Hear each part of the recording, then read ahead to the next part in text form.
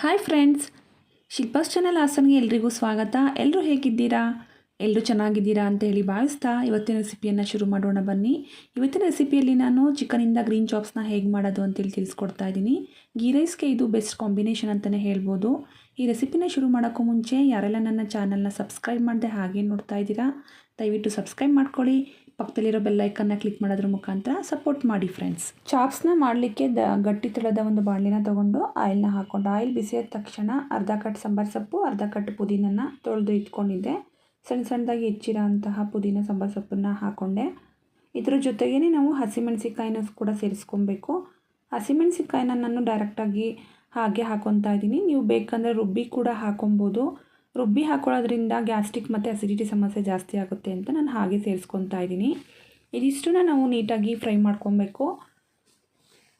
ಈ ಹದಕ್ಕೆ ಫ್ರೈ ಆಗೋವರೆಗೂ ನಾವು ಫ್ರೈ ಮಾಡ್ಕೊಂಡ ನಂತರ ಮೀಡಿಯಮ್ ಸೈಜ್ 4 ಈರುಳ್ಳಿನ ನಾನು ಸಣ್ಣ ಸಣ್ಣದಾಗಿ ಹೆಚ್ಚಿಟ್ಕೊಂಡಿದ್ದೆ, ಅದನ್ನು ಕೂಡ ಸೇರಿಸ್ಕೊತಾ ಇದ್ದೀನಿ. ಇದಿಷ್ಟು ಮಸಾಲೆ 3/4 kg ಚಿಕನ್ಗೆ ನಾನು ಮಾಡ್ಕೊತಾ ಇದ್ದೀನಿ. ಈರುಳ್ಳಿ ಸಾಫ್ಟ್ ಆಗೋಷ್ಟರಲ್ಲಿ ಮಸಾಲೆನ ರುಬ್ಕೊಳ್ಳೋಣ. 1 ಸ್ಪೂನ್ ಮೆಣಸು, 3 ಬೆಳ್ಳುಳ್ಳಿ, 1 ಇಂಚಷ್ಟು ಶುಂಠಿ ಇಷ್ಟನ್ನು ಪೇಸ್ಟ್ ಮಾಡಿ ಇಟ್ಕೊಂಡಿದ್ದೀನಿ. ಈ ರೀತಿ ಸಾಫ್ಟ್ ಆದ ನಂತರ ನಾವು ಇದಕ್ಕೆ ಟೊಮೊಟೊನ ಸೇರಿಸ್ಕೊಬೇಕು. 2 ಮೀಡಿಯಮ್ ಸೈಜ್ ಟೊಮೊಟೊನ ನಾನು ಸಣ್ಣ ಸಣ್ಣದಾಗಿ ಹೆಚ್ಚಿ ಸೇರಿಸ್ಕೊತಾ ಇದ್ದೀನಿ. ಟೊಮೊಟೊ ನೀಟಾಗಿ ಸಾಫ್ಟ್ ಆದ ನಂತರ ನಾವು ಚಿಕನ್ನ ಆ್ಯಡ್ ಮಾಡ್ಕೊಬೇಕಾಗುತ್ತೆ. ಚಿಕನ್ನ ನಾನು ಸೇರಿಸ್ಕೊಂಡು ಅದಕ್ಕೆ ಸ್ವಲ್ಪ ಉಪ್ಪನ್ನು ಕೂಡ ಆ್ಯಡ್ ಮಾಡ್ಕೊತಾ ಇದ್ದೀನಿ. ರುಚಿಗೆ ಎಷ್ಟು ಬೇಕೋ ಅಷ್ಟು ಉಪ್ಪನ್ನು ನಾವು ಸೇರಿಸ್ಕೊಬೇಕಾಗುತ್ತೆ. ಜೊತೆಗೆ ಸ್ವಲ್ಪ ಅರಶಿನನೂ ಕೂಡ ಸೇರಿಸ್ಕೊತಾ ಇದ್ದೀನಿ. ಈ ರೀತಿ ಸೇರಿಸ್ಕೊಂಡು ಒಗ್ಗರಣೆಯಲ್ಲಿ ನಾವು ನೀಟಾಗಿ ಒಂದು ಮಿಕ್ಸನ್ನು ಕೊಟ್ಕೊಬೇಕು. ಒಗ್ಗರಣೆ ಎಲ್ಲ ನೀಟಾಗಿ ಚಿಕನ್ಗೆ ಹಿಡಿಯೋದ್ರಿಂದ ಚಿಕನ್ ತುಂಬ ಟೇಸ್ಟಿಯಾಗೂ ಇರುತ್ತೆ, ಮಸಾಲನೂ ಕೂಡ ತುಂಬ ಚೆನ್ನಾಗಾಗುತ್ತೆ. ನೀರನ್ನು ಹಾಕ್ದೇ ನಾವು ಈ ರೀತಿ ನೀಟಾಗಿ ಒಂದು ಮಿಕ್ಸನ್ನು ಕೊಟ್ಕೊಬೇಕು. ಇವಾಗ ನಾನು ಏನು ರುಬ್ಬಿಟ್ಕೊಂಡಿರೋ ಅಂಥ ಮಸಾಲೆ ಇತ್ತು ಅದನ್ನು ಸೇರಿಸ್ಕೊತಾ ಇದ್ದೀನಿ. ಶುಂಠಿ, ಬೆಳ್ಳುಳ್ಳಿ ಮತ್ತು ಮೆಣಸು ಇಷ್ಟು ಮಸಾಲೆ ನಾನು ಎಕ್ಸ್ಟ್ರಾ ಏನೂ ಆ್ಯಡ್ ಮಾಡಿಲ್ಲ. ಯಾವುದೇ ರೀತಿ ಗರಂ ಮಸಾಲನೂ ಕೂಡ ನಾನು ಇದರಲ್ಲಿ ಬಳಸ್ತಾನೆ ನಾನು ಗ್ರೀನ್ ಚಾಪ್ಸ್ನ ಮಾಡ್ತಾಯಿದ್ದೀನಿ ಫ್ರೆಂಡ್ಸ್. ನೀವು ಒಂದು ಸಲ ಟ್ರೈ ಮಾಡಿ, ತುಂಬಾ ಚೆನ್ನಾಗಾಗುತ್ತೆ. ಇದು ಹೆಲ್ದಿ ರೆಸಿಪಿ ಕೂಡ ಹೌದು, ಯಾವುದೇ ರೀತಿ ಗರಂ ಮಸಾಲೆ ಹಾಕದೆ ಮಾಡೋ ಅಂಥದ್ದು. ಇವಾಗ ನಾನು ಸ್ವಲ್ಪ ನೀರನ್ನು ಆ್ಯಡ್ ಮಾಡಿಕೊಂಡು ಫ್ರೈ ಮಾಡ್ಕೊತಾ ಇದ್ದೀನಿ. ಸ್ವಲ್ಪ ನೀರನ್ನು ಆ್ಯಡ್ ಮಾಡ್ಕೊಂಡು ಒಂದು 2 ಮಿನಿಟ್ಸ್ ಈ ರೀತಿ ನೀವು ತಿರುಗಿಸ್ಕೊಳ್ಳಿ. ಮಸಾಲೆ ತುಂಬ ಚೆನ್ನಾಗಾಗುತ್ತೆ.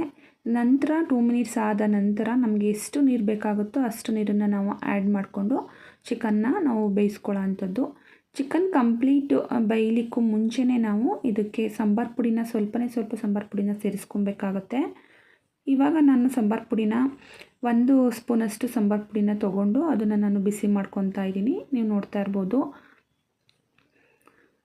ನಾವು ಸಾಂಬಾರು ಪುಡಿನ ಬಿಸಿ ಮಾಡುವಂಥ ಸಂದರ್ಭದಲ್ಲಿ ಗ್ಯಾಸ್ನ ಲೋ ಫ್ಲೇಮಲ್ಲಿ ಇಟ್ಕೊಂಡು ನಾವು ಬಿಸಿ ಮಾಡ್ಕೊಬೇಕು. ಇಲ್ಲಾಂದರೆ ಸಾಂಬಾರು ಪುಡಿ ಎಲ್ಲ ಸೀದೋಗುತ್ತೆ. ಹಾಗಾಗಿ ಲೋ ಫ್ಲೇಮಲ್ಲೇ ಇಟ್ಕೊಂಡು ಒಂದು 2 to 3 ಮಿನಿಟ್ಸ್ ನಾವು ಈ ರೀತಿ ಬಿಸಿ ಮಾಡಿಕೊಂಡು ಅದನ್ನು ನಾವು ಚಿಕನ್ಗೆ ಗ್ರೇವಿಗೆ ಆ್ಯಡ್ ಮಾಡ್ಕೊಬೇಕಾಗುತ್ತೆ. ಈ ರೀತಿ ಮಾಡ್ಕೊಳ್ಳೋದ್ರಿಂದ ತುಂಬಾ ಟೇಸ್ಟಿಯಾಗಿ ಬರುತ್ತೆ, ತುಂಬ ಚೆನ್ನಾಗಾಗುತ್ತೆ. ಇದೊಂದು ಟಿಪ್ಸ್ ಅಂತಲೇ ಹೇಳ್ಬೋದು. ಡೈರೆಕ್ಟಾಗಿ ಹಾಗೆ ಹಾಕ್ಬಿಡಿ, ಸ್ವಲ್ಪ ಬಿಸಿ ಮಾಡಿ ಹಾಕಿ ನೋಡಿ ಎಷ್ಟು ಚೆನ್ನಾಗಿ ಅನಿಸುತ್ತೆ. ಅದ್ರ ಫ್ಲೇವರನ್ನೇ ತುಂಬ ಚೆನ್ನಾಗಿ ಅನಿಸುತ್ತೆ. ಗ್ರೀನ್ ಚಾಪ್ಸ್ ಆಗಿರೋದ್ರಿಂದ ನಾನು ಕಂಪ್ಲೀಟ್ ಹಸಿಮೆಣಸಿನ್ಕಾಯಿನ ಬಳಸಿದ್ದೀನಿ, ಹಾಗಾಗಿ ಖಾರದ ಪುಡಿನ ಸೇರಿಸ್ಕೊಂಡಿಲ್ಲ. ನಮಗೆ ಗ್ರೇವಿ ಕನ್ಸಿಸ್ಟೆನ್ಸಿ ಹೇಗೆ ಬೇಕೋ ಹಾಗೆ ನಾವು ನೀರನ್ನು ಹಾಕ್ಕೊಂಡು ನಾವು ಬೇಯಿಸ್ಕೊಂಡ್ರೆ ಆಯಿತು. ಫೈನಲಿ ಎಲ್ಲವುದು ಬೆಂದು ಆದರೆ ಈ ರೀತಿ ಬರುತ್ತೆ. ಎಣ್ಣೆ ಬಿಟ್ಕೊಂಡಿದೆ ನೋಡಿ.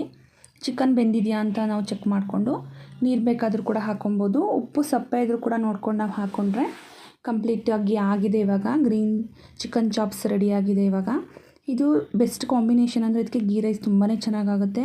ರೊಟ್ಟಿ, ಚಪಾತಿ, ದೋಸೆ ಜೊತೆನೂ ಅಷ್ಟೇ ಚೆನ್ನಾಗಾಗುತ್ತೆ. ಗೀ ರೈಸ್ ರೆಸಿಪಿನೂ ಕೂಡ ನಾನು ಅಪ್ಲೋಡ್ ಮಾಡಿದ್ದೀನಿ. ನೀವು ಗೀ ರೈಸ್ ರೆಸಿಪಿನ ಬೇಕಂದರೆ ನನ್ನ ಚಾನಲಲ್ಲಿ ನೋಡ್ಬೋದು.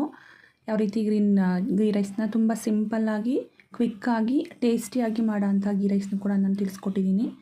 ನಿಮಗೆ ಈ ರೆಸಿಪಿ ಇಷ್ಟ ಆದರೆ ನನ್ನ ಚಾನಲ್ನ ಸಬ್ಸ್ಕ್ರೈಬ್ ಮಾಡ್ಕೊಳ್ಳೋದನ್ನ ಮರಿಬೇಡಿ ಫ್ರೆಂಡ್ಸ್. ಹಾಗೆ ಒಂದು ಲೈಕ್ ಕೊಡೋದನ್ನು ಕೂಡ ಮರಿಬೇಡಿ. ಲೈಕ್ ಮಾಡಿ, ಶೇರ್ ಮಾಡಿ, ಸಪೋರ್ಟ್ ಮಾಡಿ. ನಾನು ಇದೇ ರೀತಿ ಹೆಚ್ಚು ರೆಸಿಪೀಸ್ಗಳನ್ನ ಅಪ್ಲೋಡ್ ಮಾಡ್ತಾ ಹೋಗ್ತೀನಿ. Thank you friends.